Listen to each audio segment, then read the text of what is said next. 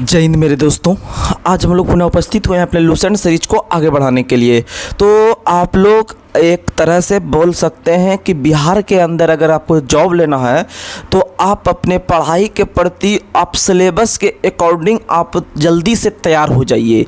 आप अब वो समय नहीं रहा जो आप आराम आराम से तैयारी कीजिए, 2-4-5 साल के बाद जो है कि बिहार में एग्ज़ाम लेगा, ऐसा कुछ नहीं है। अब आपका एग्ज़ाम बहुत ही फटाफट और बहुत ही आपका जो है कि फटाफट एग्ज़ाम लिया जाएगा, जिससे कि आपको आगे विधानसभा का चुनाव है।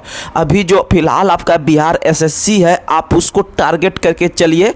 उससे क्या होगा कि आपका ग्रेजुएशन लेवल का जो सचिवालय सहायक और वैकेंसी आएगा जो है वो भी आपका कवर हो जाएगा, क्योंकि सेम सिलेबस है। 12th लेवल और ग्रेजुएशन लेवल का सेम सिलेबस है। आप अच्छा से तैयारी कीजिए, आपका सिलेक्शन होगा। आप 12th लेवल का तैयारी कीजिए या ग्रेजुएशन लेवल का तैयारी कीजिए, दोनों का सिलेबस एक है, इसमें कहीं कोई अंतर नहीं है। बशर्ते आपका तैयारी जो होना चाहिए वो कंटिन्यू होना चाहिए। देखिएगा आपका ज़बरदस्त तैयारी होगा। और मैथ रीजनिंग में भी कोई अंतर नहीं है, एकदम सेम टू सेम हूबहू सवाल पूछेगा दोनों में। तो आप लोग लगातार बनकर रहिएगा और तैयारी कीजिएगा। और आपको लूसेंट हम फटाफट करवा रहे हैं, जिससे कि आपके माइंड में जो है कि लूसेंट सीरीज का जो एक तरह से जो हम क्वेश्चन बताते हैं आपके माइंड में छप जाता होगा। छपने का एक ही कारण है कि आप लगातार बनकर रहिएगा, तभी फ़ायदा होगा। ये तो हम पहला बार जो है इधर से इधर कर रहे हैं। दूसरा बार जब हम करने लगेंगे शुरू से, जब मतलब आपका प्रोसेस करेंगे तो आपके दिमाग में जो है कि एकदम बैठ जाएगा। अभी हम लोग जो है कि मध्यकालीन भारत में कुछ दिन के बाद प्रवेश कर जाएंगे। उसके बाद फिर हम लोग आधुनिक भारत को, आधुनिक इतिहास को जो है कि अच्छे से पढ़ेंगे।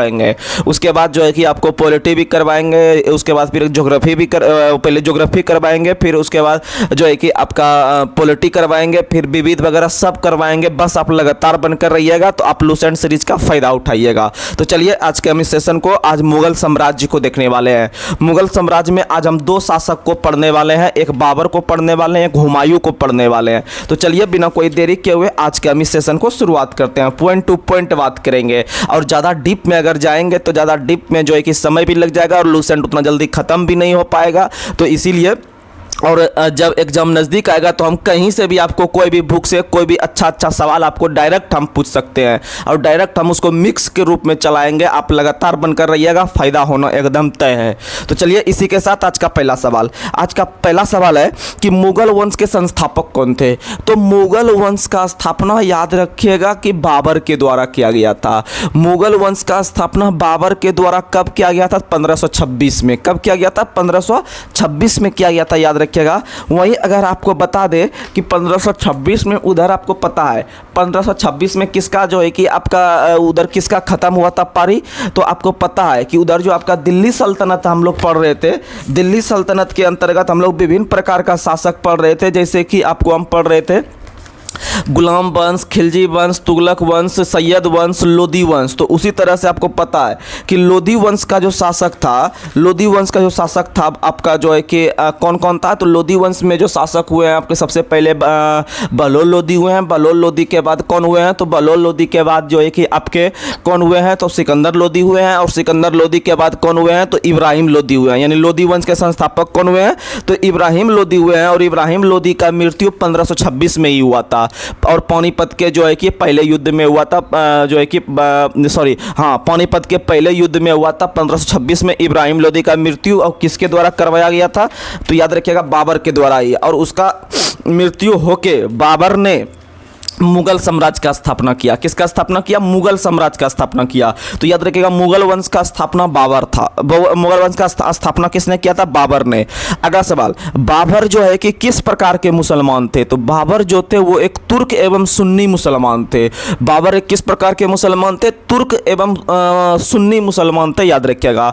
वहीं बाबर के पिता का क्या नाम था? बाबर के पिता का नाम उमर शेख मिर्जा था। क्या नाम था? उमर शेख मिर्जा था, याद रखिएगा। बाबर के पिता का क्या नाम था? उमर शेख मिर्जा था। आगे बढ़ते हैं। बाबर का जन्म कब हुआ है? तो बाबर का जन्म 1483 में हुआ है। कब हुआ है? 1483 में हुआ है। और इनके पिता का नाम उमर शेख मिर्जा था, याद रखिएगा, जो कि आपके फरगना नाम के छोटे राज्य के एक शासक थे। कहाँ के शासक थे? फरगना नामक एक छोटे राज्य के शासक थे, याद रख लीजिएगा। आगे बढ़ते हैं। अगला सवाल, बाबर जो है अपने पिता के जगह गद्दी पर कब बैठा? तो याद रखिएगा 1483 में उनका जन्म हुआ था और 1494 में वो फरगना के गद्दी पर पर बेटा। कब बेटा? 1494 में। तो आप शुरुआत से लेकर आप जो है कि अंतिम तक बाबर को आपको बताएंगे। अब देखिएगा, आप जहां भी सेट लगाइएगा आपसे क्वेश्चन बन जाएगा। तो बाबर का जन्म 1483 में हुआ, 1494 में हुआ, गद्दी पर बैठा। यहां तक हम पहुंच चुके हैं, हम आगे बढ़ते हैं। अगला सवाल बताना है कि बाबर ने बादशाह की उपाधि धारण कब की? तो बाबर ने जो बादशाह का उपाधि धारण किया वह 1507 में किया, और ऐसा करने वाला हुआ पहला, याद रखिएगा, तैमूर शासक ने अभी तक कोई धारण नहीं किया था। पहला तैमूर शासक बना आपका बाबर, जिन्होंने आपका क्या चीज धारण किया? तो याद रखिएगा, आपका जो है कि बादशाह की उपाधि धारण किया। आगे बढ़ते हैं। अगला सवाल बताना है, बाबर के कितने पुत्र थे? तो बाबर के 4 पुत्र थे। बाबर के कितने पुत्र थे? 4 पुत्र थे। 4 पुत्र में याद रखिएगा, हुमायूं, कामरान, अस्करी, हिंदाल। हुमायूं, कामरान, अस्करी, हिंदाल, याद रखिएगा, बाबर के 4 पुत्र थे। आगे बढ़ते हैं। बाबर ने भारत पर कितनी बार आक्रमण किया है? तो बाबर ने भारत पर 5 बार आक्रमण किया है। कितनी बार आक्रमण किया है? 5 बार आक्रमण किया है बाबर ने, याद रखिएगा। और बाबर ने जो अपना पहला आक्रमण किया था वह 1519 में किया था, याद रखिएगा, यूसुफ जाई जाति के विरुद्ध। अच्छा सवाल है, आता है। तो बाबर ने अपना पहला अभियान जो किया था या युद्ध किया था वह 1519 में किया था, यूसुफ जाई जाति के विरुद्ध। अभी तक आपको हम 4 ईस्वी बताए हैं। 4 ईस्वी में पहला बताई 1483 में बाबर का जन्म हुआ था। 1494 में बताए बाबर अपने पिता के जगह फरगना की गद्दी पर बैठा। फिर बताए 1507 में जो है कि बाबर ने जो है कि बादशाह की उपाधि धारण किया, और वह ऐसा करने वाला पहला तैमूर शासक बना। वहीं अगर बात करते हैं 1519 में उन्होंने अपना सबसे पहला युद्ध लड़ा, किसके साथ? तो यूसुफ जाई जाति के विरुद्ध, 1519 में। आगे बढ़ते हैं। अगला सवाल आप लोग को बताना है कि प्रथम अभियान 1519 में जब यूसुफ जाई जाति के विरुद्ध था, जब बाबर ने जीत लिया, तो इस अभियान में बाबर ने किस किस क्षेत्र को अपने अधिकार में ले लिया? तो बाजौर और भेरा को। बाजौर और भेरा को। तो क्वेश्चन पूछेगा कि बाजौर और भेरा को बाबर ने किस युद्ध में अपने में मिला लिया? तो याद रखिएगा आप लोग जो है कि यूसुफ जाई जाति के विरुद्ध 1519 में जो हमला किया था। आगे बढ़ते हैं। अगला सवाल बताना है कि पानीपत के प्रथम युद्ध में बाबर ने पहली बार कौन सा नीति का प्रयोग किया? तो पानीपत के प्रथम युद्ध में याद रखिएगा पहली बार तुगलमा युद्ध नीति और तोपखाने का प्रयोग किया। तुगलमा युद्ध नीति का प्रयोग किसने किया है? तो बाबर ने किया है। तोपखाने का भी प्रयोग पहली बार किसने किया है? तो बाबर ने किया है। आगे बढ़ते हैं। अगला सवाल बताना है, पानीपत के प्रथम युद्ध में बाबर के 2 प्रसिद्ध निशानेबाज थे। बाबर के 2 प्रसिद्ध निशानेबाज थे, कौन कौन? तो उस्ताद अली और मुस्तफ़ा। उस्ताद अली और मुस्तफ़ा। उस्ताद अली और मुस्तफ़ा। उस्ताद अली और मुस्तफ़ा बाबर के 2 प्रसिद्ध निशानेबाज थे जो पानीपत के प्रथम युद्ध में भाग लिए थे, याद रखिएगा। आगे बढ़ते हैं। अगला सवाल बताना है कि बाबर द्वारा लड़े गए 4 युद्ध बार बार एग्जाम में आता है। एक पानीपत का युद्ध, उसके बाद फिर आपका खानवा का युद्ध, फिर आपका चंदेरी का युद्ध, फिर आपका घाघरा का युद्ध। तो आपको हम ट्रिक बताए थे ईस्वी, और फिर आपको हम किसके किसके बीच लड़ा गया था वो भी बता देते हैं। तो याद रखिएगा, पान खा चल घर। पान खा चल घर, यानी पहले पानीपत का युद्ध हुआ है, फिर खानवा का युद्ध हुआ है, फिर चंदेरी का युद्ध हुआ है, फिर घाघरा का युद्ध हुआ है। तो 1526, 1527, 1528, 1529। लेकिन यहाँ तक सबको याद रहता है, लेकिन एग्जाम में अब डेट पूछता है कि पानीपत का प्रथम युद्ध क्या तारीख को हुआ था। तो तारीख में बच्चा फंस जाएगा। तो कैसे आप बचिएगा उस चीज़ से, तो आपको बताते हैं। आप याद रखिएगा, जैसे एक मोबाइल नंबर याद रखते हैं उसी तरह आपको तो क्रम सबको याद रहता है कि पहले पानीपत हुआ है, फिर आपका खानवा का युद्ध हुआ है, फिर चंदेरी का हुआ है, फिर घाघरा का हुआ है। 26, 27, 28, 29 सबको याद रहता है। लेकिन आपको याद रखना है, पहला में 21 तारीख होगा, 21, दूसरा में 17, तीसरा में 29, चौथा में 6। 21, 17, 29, 6। 21, 17, 29, 6, यानी सब में बैठा देना है। पहला में 21 तारीख होगा, दूसरा में 17 तारीख होगा, तीसरा में 21, 17, तीसरा में 29 होगा, और चौथा में 6 होगा। तो अब तो ये बैठ गया, लेकिन इससे क्लियर हो जाएगा। लेकिन आपको महीना का भी ट्रिक देते हैं, आप याद रखिएगा। आप, माँ, जान, माई। आप, माँ, जान, माई। आप से पहला में अप्रैल होगा, पहला में क्या होगा? अप्रैल होगा। फिर याद रखिएगा, माँ से क्या होगा? तो माँ से मार्च हो जाएगा दूसरा में, और तीसरा में आप, माँ, जान। जान यानी कि जनवरी होगा, तीसरा में क्या होगा? जनवरी। फिर माई से मई हो जाएगा, माई से क्या हो जाएगा, मई हो जाएगा, याद रखिएगा। यानी 21, 17, 29, 6, 21, 17, 29, 6।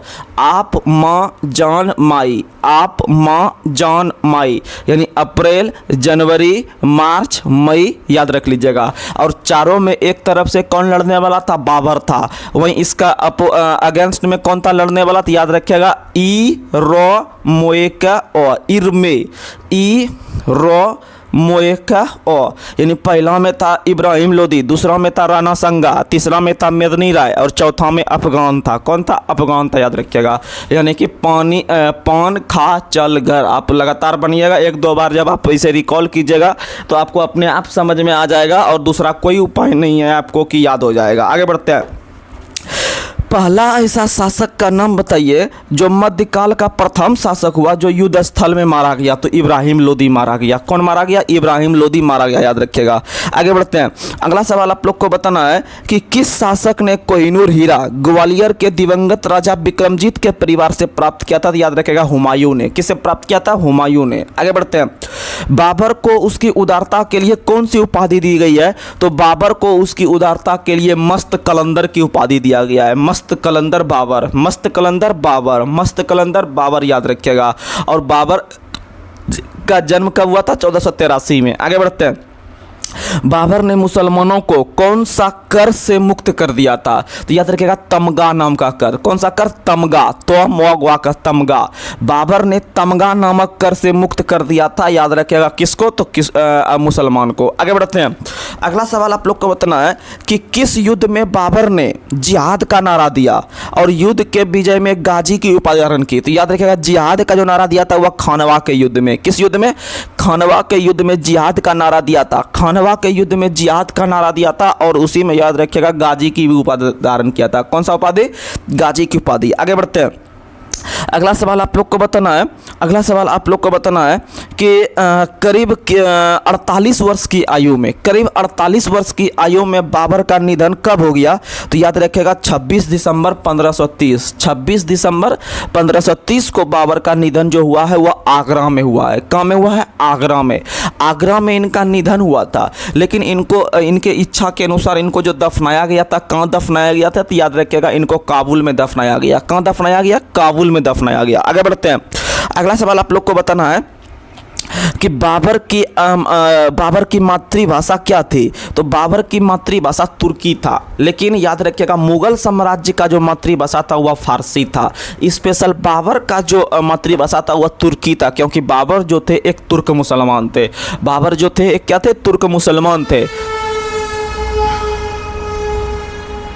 बाबर जो थे एक तुर्क मुसलमान थे, लेकिन बाबर याद रखिएगा बाबर का राज की भाषा भी क्या था, तुर्की था। लेकिन बाबर जिस वंश से संबंध रखते थे या मुगल साम्राज्य से, तो मुगल वंश का जो राजभाषा था वह फारसी था। क्या था, फारसी था, याद रखिएगा। इसीलिए बाबरनामा ने जो बाबरनामा नाम का जो आत्मकथा बाबर ने लिखे हैं वह तुर्की भाषा में ही लिखे हैं, लेकिन उसका फारसी में जो अनुवाद किया है वह अब्दुल रहीम खान खाना ने, अब्दुल रहीम खान खाना ने किया है। आप लोग याद रखने का प्रयास कीजिएगा। चलिए हम लोग आगे बढ़ते हैं। अगला सवाल आप लोग को बताना है, अगला सवाल कि बाबर ने अपनी आत्मकथा में बाबर ने औपचारिक बागों की योजना बनाई है। औपचारिक बाग की योजना बनाई है, याद रखिएगा। आगे बढ़ते हैं। 4 बाग बनाने की परंपरा का शुरुआत किस शासक के समय हुआ, तो 4 बाग बनाने की प्रथा का शुरुआत अकबर के समय हुआ है। किसके समय हुआ है, अकबर के समय। 4 बाग याद रखिएगा आगरा में है और इसका बनवाने की परंपरा का शुरुआत जो है कि अकबर के समय हुआ। आगे बढ़ते हैं।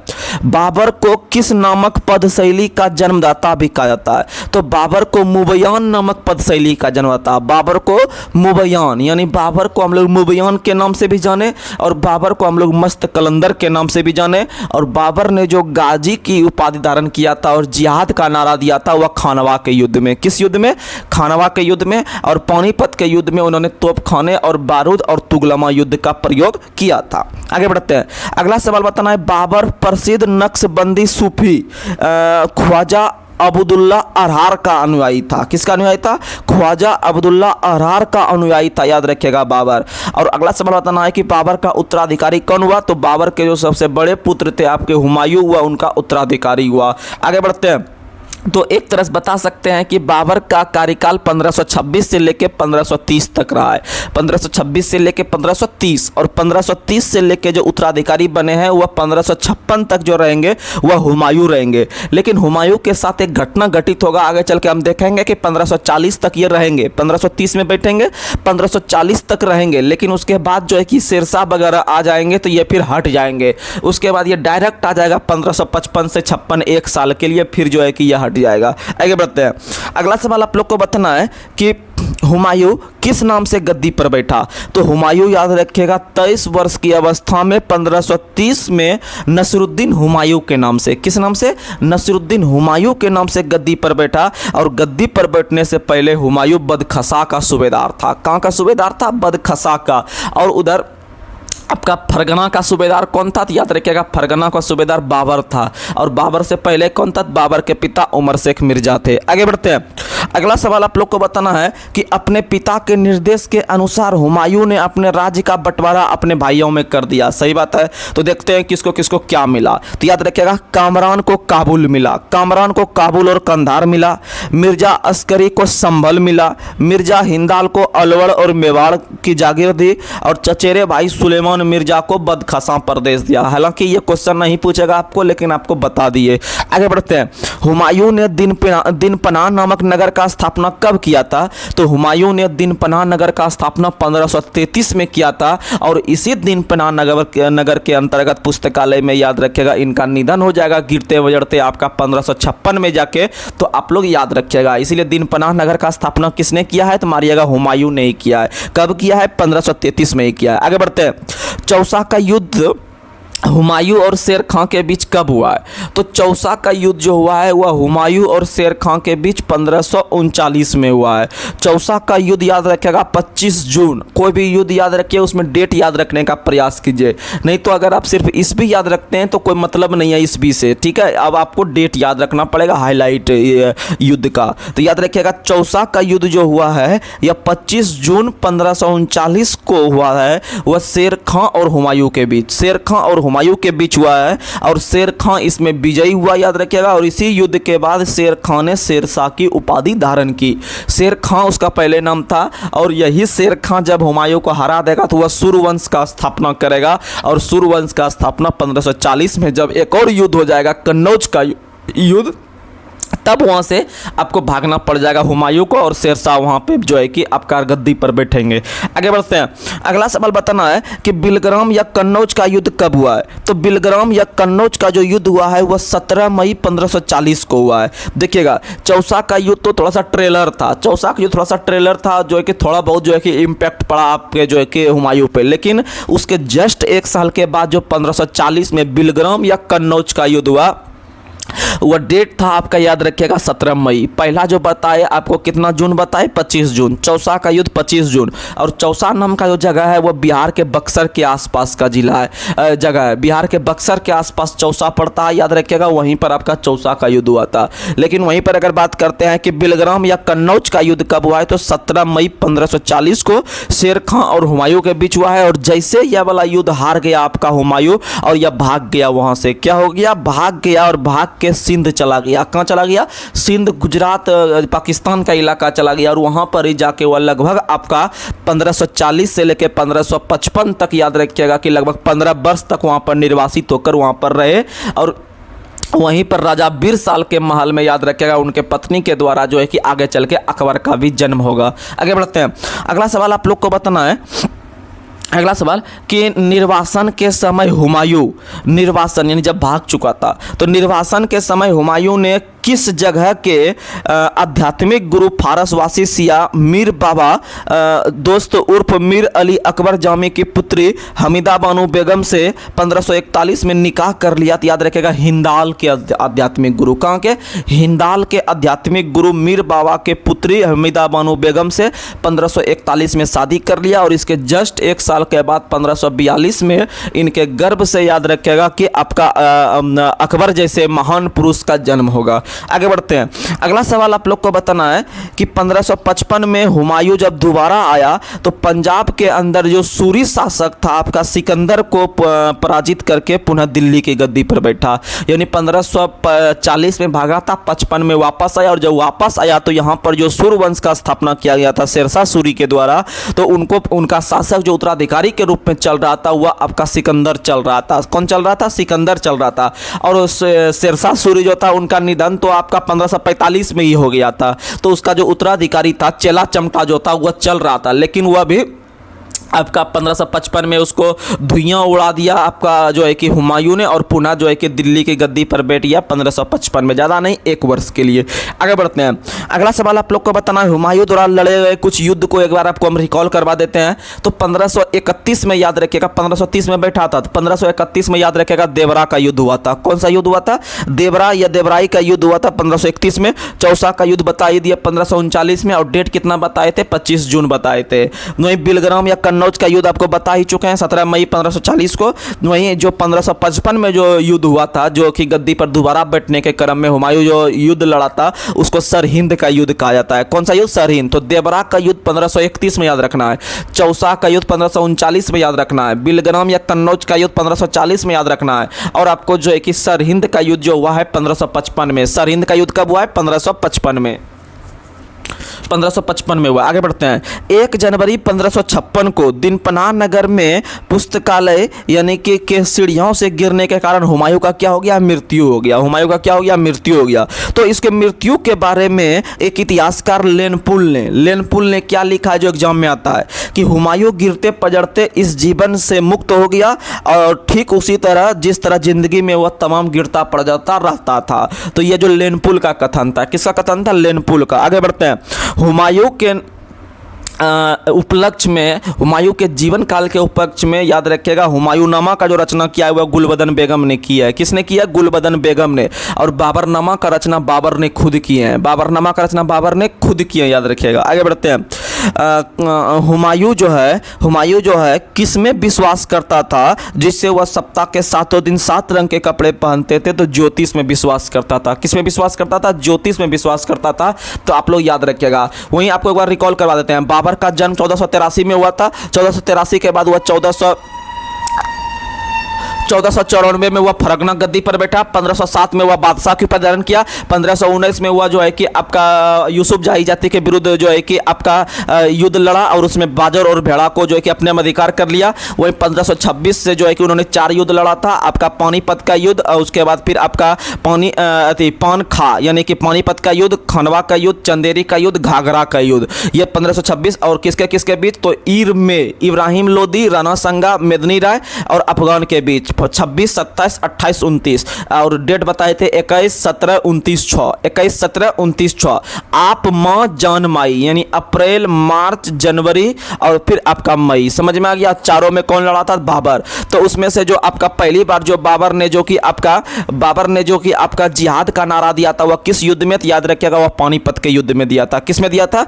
पानीपत के युद्ध में, याद रखिएगा।